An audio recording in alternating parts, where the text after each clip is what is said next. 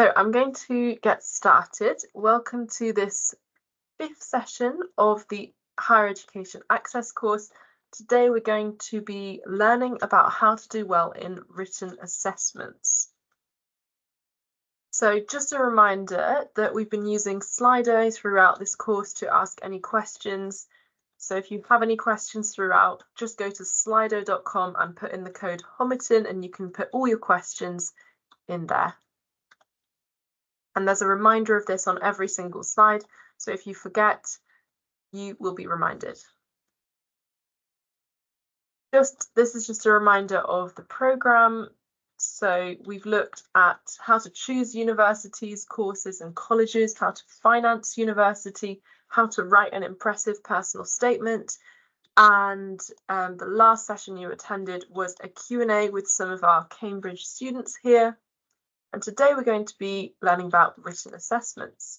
After that, there'll be a session on arts and humanities interviews and a session on STEM interviews, and then there'll be the last session, which will be an overview of the programme and how to make a competitive application.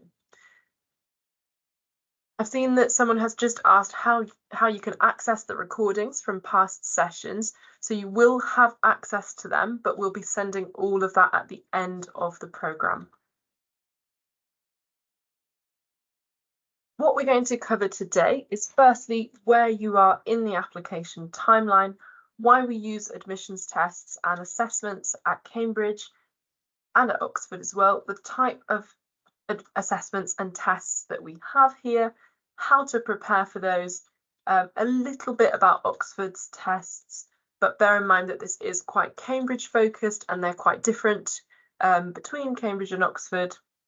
And finally, plenty of time for you to ask any questions that you have. So this is just an overview of the application timeline. You'll have seen it a few times in the previous presentations, but what we're looking at in this session is the bubble here, number 3, and also number 6. So learning about what kind of assessment you might have to do if you have one and the deadline to register for it, but also understanding how that might work when you have to take it. So firstly, I have a question for you, and you can use Slido again, put in that code Homerton to answer this question. Why do you think that Cambridge and Oxford do assessments or tests? Lots of other universities do as well. Why do universities in general, but also Cambridge and Oxford, have assessments and tests when they already look at so many other things?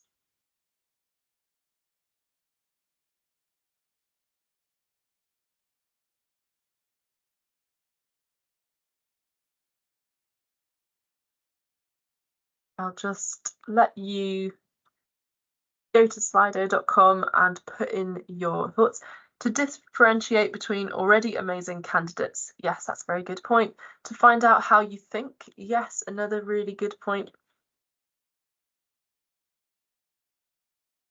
To further differentiate between candidates. Yes. To check aptitude for the relevant course. Yes, also a good point. And to see the highest attaining students. Yes, I guess they will compare scores, but they'll get a sense of your attainment in terms of what you've been obtaining in school from the rest of your application. So lots of really good points. What I've put here is why we use them to differentiate between well-qualified candidates, to provide a common set of data with which to compare applicants to a specific course, to stretch and challenge applicants and to see how far they can be challenged. Somebody else has said to see if you can properly understand the course you want to pick. I guess that's true. That's also something that they'll heavily look at in the interview as well, how much you really want to do that course. To assess the aptitude and potential of candidates, and the assessments will test a range of things. Some of them will be specifically looking at your skills, for example, your writing and language skills, or your mathematical problem solving ability. Some of them will be testing a bit more of your subject knowledge, and some of them your understanding of topics related to your chosen course. They are not pass or fail tests, and they won't be used in isolation to deselect or reject a student. They're always considered alongside all the other elements of your application. So although it's really worth knowing about them, making sure you're registered and being prepared as much as you can, in particular for the ones that are before you get invited to interview, and I'll talk about the difference between those two. It's not something to be overly worried about because they are just one part of the process. And also, you don't need to get every question right. We don't expect that you will get everything correct. The assessments are designed to challenge you, so they are designed to be quite a bit above what you'll have already been doing in school. Not expecting you to have additional knowledge, but just harder than what you've already encountered. And some really strong applicants might not even complete the paper in the given time. Almost no one gets full marks on these assessments or tests, so they are really designed to challenge you, and you probably will find that when you're preparing for them, they're really hard, but it might not mean that you're doing badly at all. A little bit about the different types of tests or assessments that you might get. So most applicants will have to take some kind of assessment at some point. It can take place either before we shortlist for interview, and these ones are called tests, and they're tests that you have to register for, and they're tests that you'll be taking at a test centre near you. I'll talk about the 4 different types that those could be. You might, usually you won't get both of these, but if you haven't had the first one I've just mentioned, you might well get this second one, which is a college admission assessment after you've been invited to interview. So after they've done that shortlisting, they might ask you to take an additional an assessment, and they'll send you all of the information about how and when to take that. So that's not something that you have to be registered for in advance. You might also get to have to submit some written work that you've done in school. And then I'll talk about, at the end of this presentation, I'll talk about the STEP exam that students have to take for maths, and occasionally for some other colleges, for some other courses. So firstly, I'll talk about these tests that you might have to take before the interview shortlisting takes place. The subjects that are concerned by these tests are chemical engineering and biotechnology, computer science, economics, engineering, law, medicine, natural sciences, and veterinary medicine. For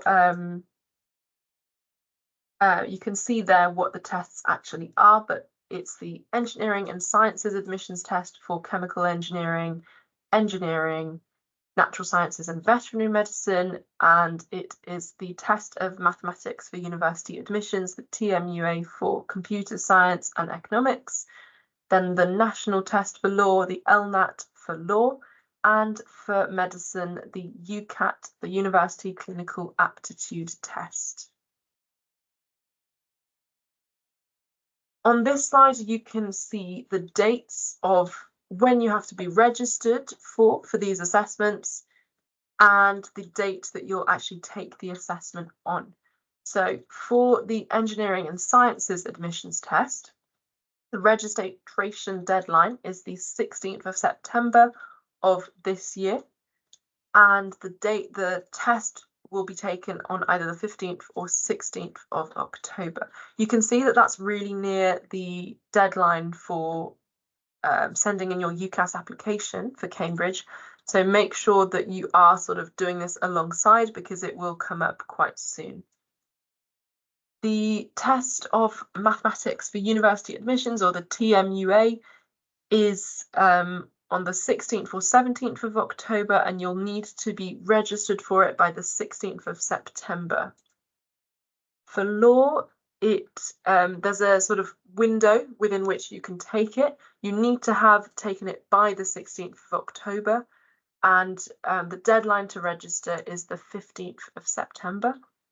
And finally, the test for medicine, the UCAT, again, there's a window within which you can take it. You have to have taken it by the 26th of September, and the deadline to register for it is the 19th of September.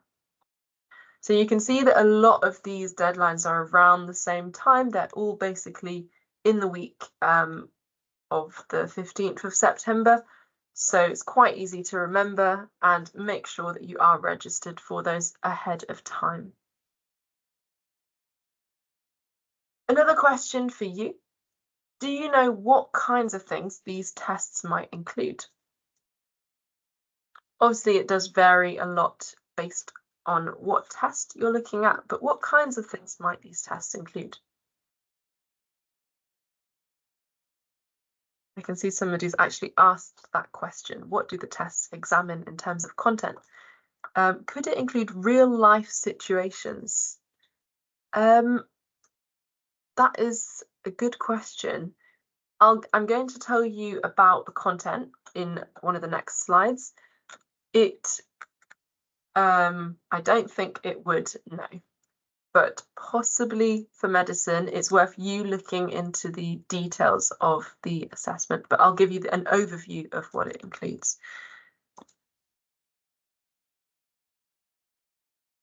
And any other thoughts on what the tests might include? The UCAT has verbal, logical, numerical, and situational reasoning. Thank you. Concepts built on from A level, yes. I can see somebody's asked as well, is there a languages and/or history admissions test for Oxbridge? I will touch on that in the next bit where I talk about the college-specific assessments.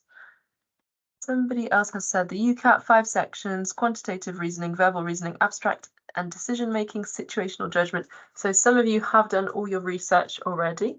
That's great.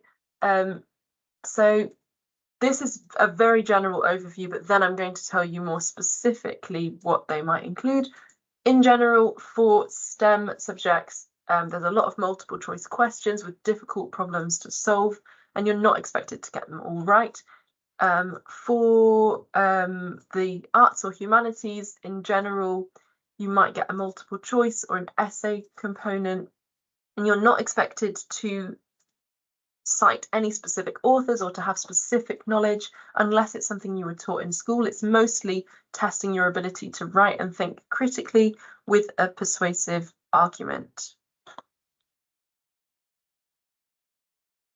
This is some more detail on what the different tests might include. So for the engineering and sciences admissions test, the first section is an hour, which is all maths problems.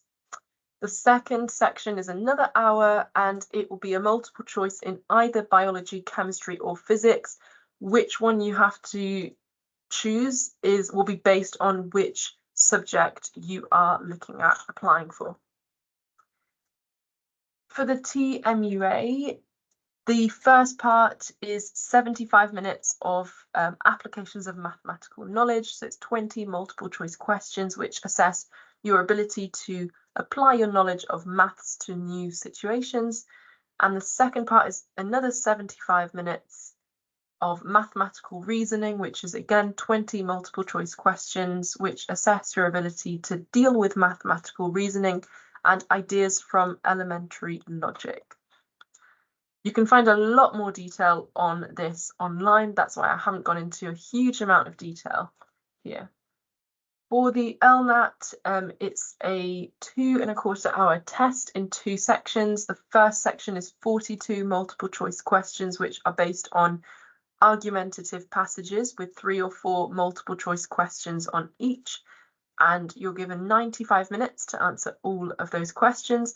And in the second section, you have to write an essay. You'll get to choose one of 3 questions, and you have 40 minutes to do that second section.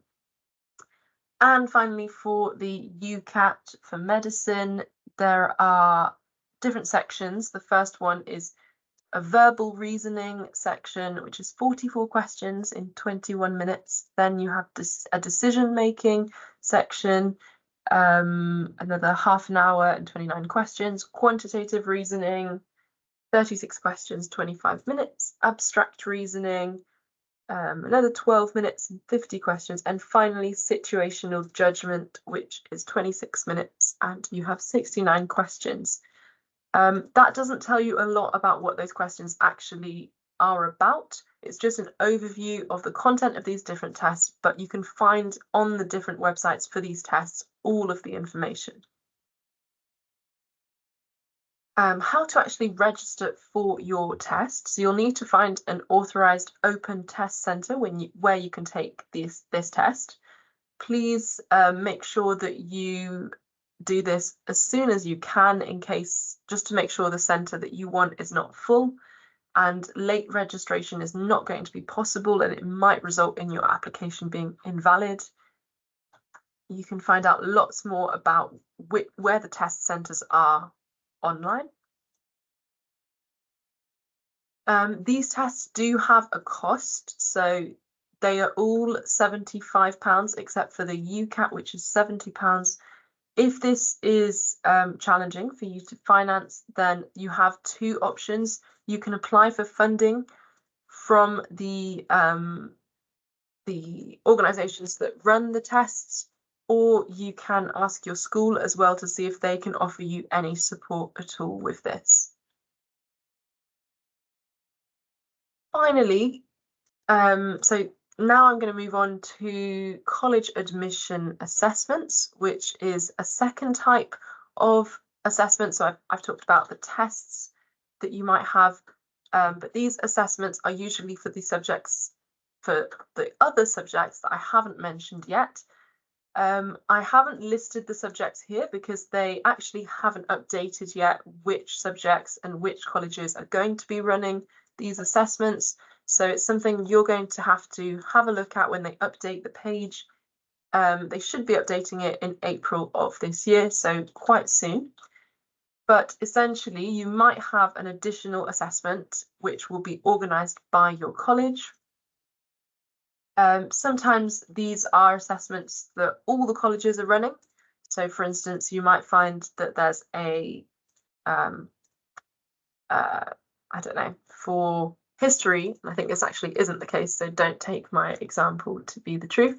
For history, you might find that there's a test that every college is doing, and you would have to do that assessment no matter what college you applied to.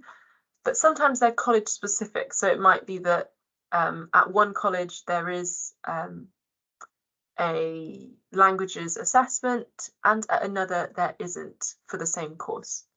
And all of this information will be available when they update that page. And I should have the link to that page. I've got it on a previous slide, which is here. It's just www.cam.ac.uk/assessment. A bit more about these. So you don't need to register for these college assessments in advance. You'll get told by your college if you have to take one. And you don't need to prepare for these. You'll just need to sort of familiarise yourself with the format, just to know what kind of thing you might get, whether it will be an essay to write or a multiple choice. And you might want to practice writing an essay in timed conditions, but you don't have to actually know anything. It's not based on prior knowledge. It will be much more about your critical thinking skills and your critical thinking skills, what you might be able to, how you might showcase your interest and your ability in the course, but it's not based on what you've done in school.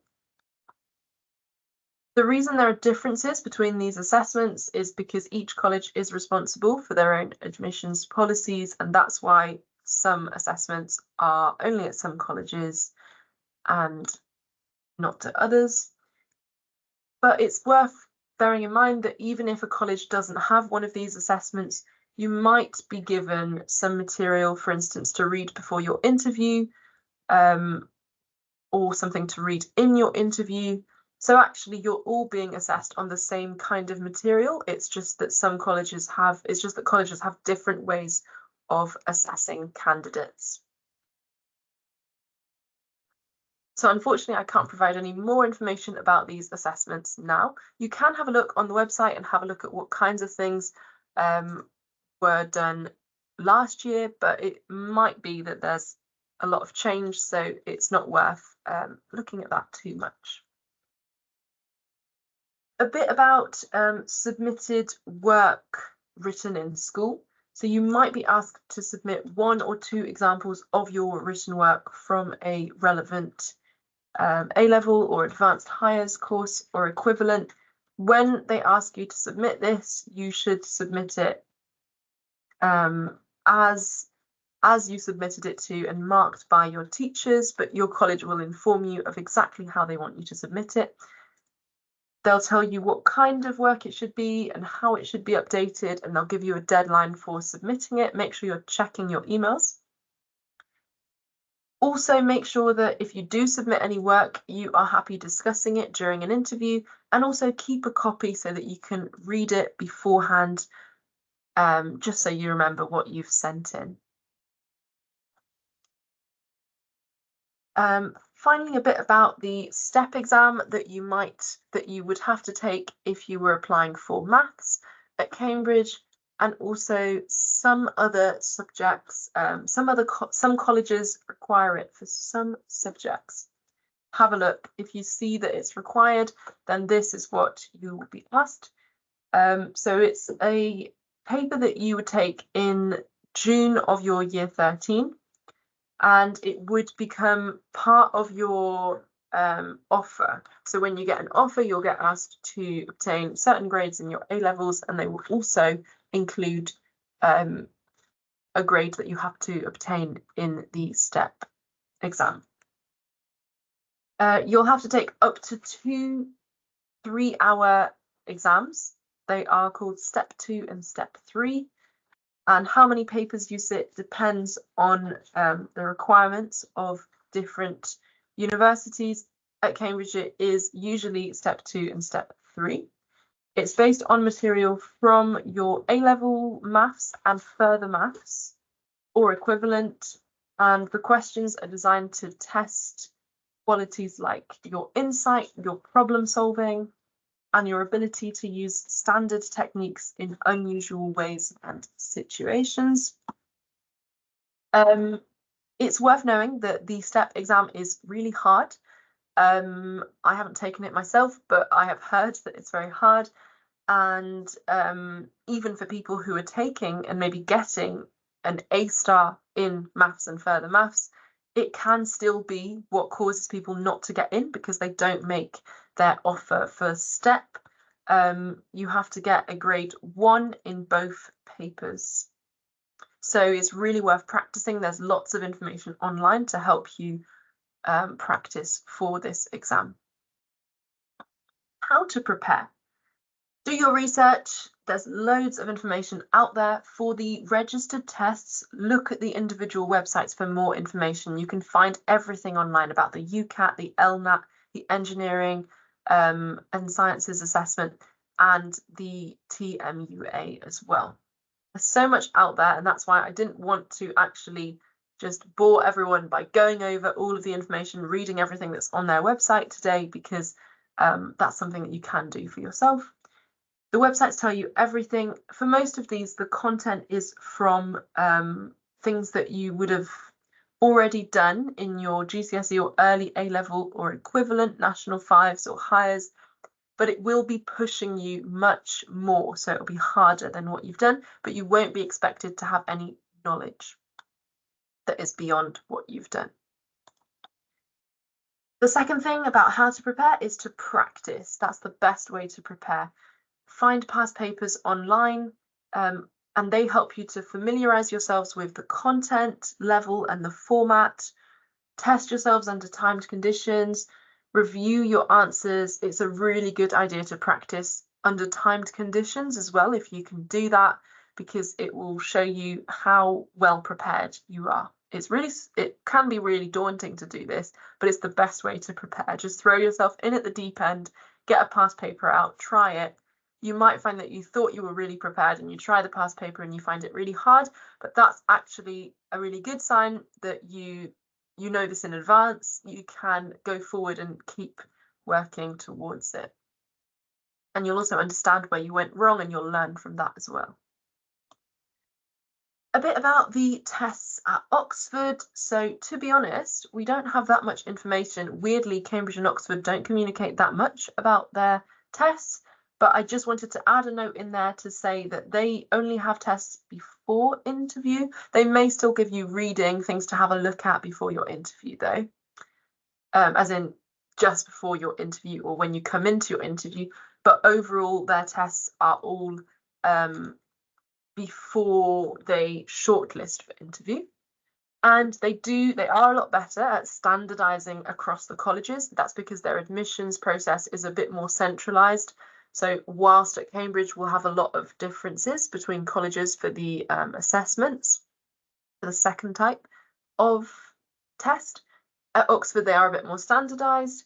They haven't published though, they haven't updated yet which subjects have assessments yet. So we're actually teeny bit ahead because we have all the information about the assessment, about the tests, is there, which are the ones that you have to do before being shortlisted, but we don't yet have our assessment information yet, which is the ones that are organised by the colleges. Oxford don't have any of that up, so keep checking the website, see when that information is out there. I think they're still sort of looking for a test provider for those at the minute. That is everything from me. It's been a bit of a shorter session today just because I didn't think it was worth going over every single test for people who might not be taking all of them, but there's now plenty of time for you to ask those more individual questions. So what do the tests examine in terms of content? I have already kind of covered that. Is there a languages and/or history admissions test for Oxbridge? So last year, what you can see on the website is that for last year there was a college admission assessment for languages and for history, and then you can have a look online and see the differences.